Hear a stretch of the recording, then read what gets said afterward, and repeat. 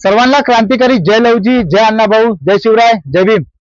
आज खरं तर व्हिडिओ बनवण्याचा मुद्दा माझा असा आहे आणि मुळात हा मुद्दा सकलच्या सगळ्या समन्वयक आणि जितके संघटना प्रमुख आहेत महाराष्ट्रामध्ये, मातंग समाजाचे जेवढे लीडर आहेत, संघटना प्रमुख आहेत, त्या सर्वांसाठी खास करून तर हा माझा व्हिडिओ आहे।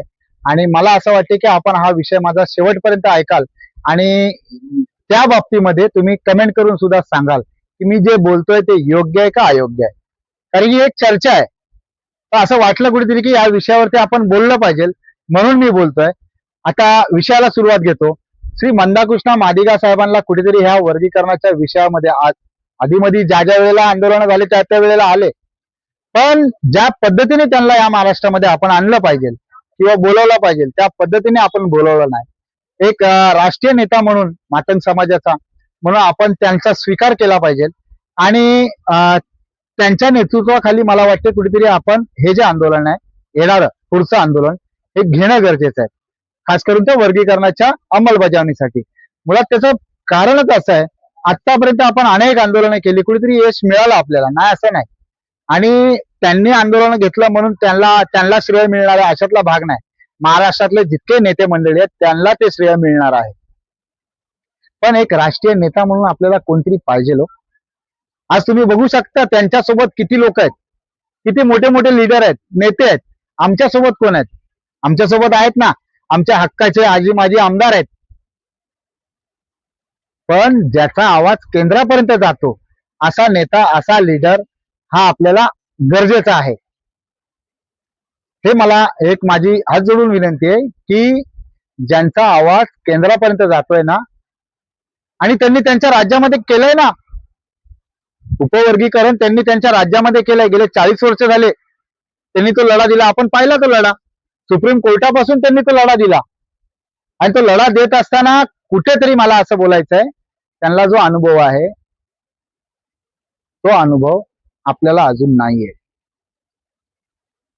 की हा लढा कशा पद्धतीने लढला जाऊ शकतो, आणखीन तीव्र ते त्यांच्याकडून आपल्याला घेणं आहे।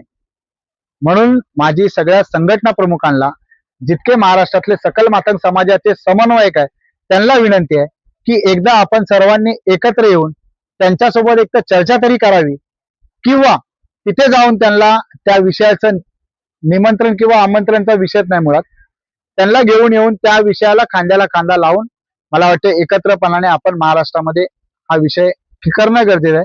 कारण की त्यांच्या सोबत सुद्धा इतर समाज आहे, मादिगा समाजापासून इतर समाज सुद्धा त्यांच्या सोबत आहे या महाराष्ट्रातलाच, अनेक कार्यकर्ते सुद्धा आहेत।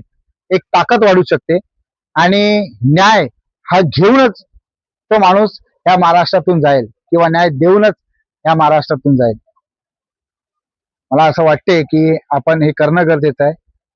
श्री बाबासाहेब गोखले जरी असते ना आज, तर बाबासाहेब गोखलेंनी सुद्धा आज त्यांना किंवा त्यांच्या सोबत हा लढा लढला असता। आणि मी पुन्हा एकदा सांगतो, जी मेहनत तुम्ही आजपर्यंत घेतली सर्वांनी, त्याचं श्रेय तुम्हालाच मिळणार आहे, ते मंदाकृष्ण मादिगांपर्यंत जाणार नाही। आज आपल्याला राष्ट्रीय नेता म्हणून,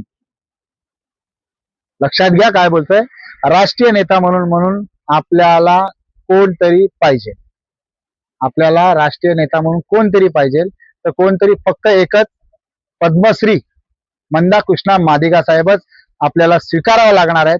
आणि आम्ही तरी स्वीकारतोय, पण तुमचं काय मत आहे ते मला या कमेंट मधून सांगा। क्रांतिकारी जय लवजी, जय अण्णाभाऊ, जय शिवराय, जय भीम।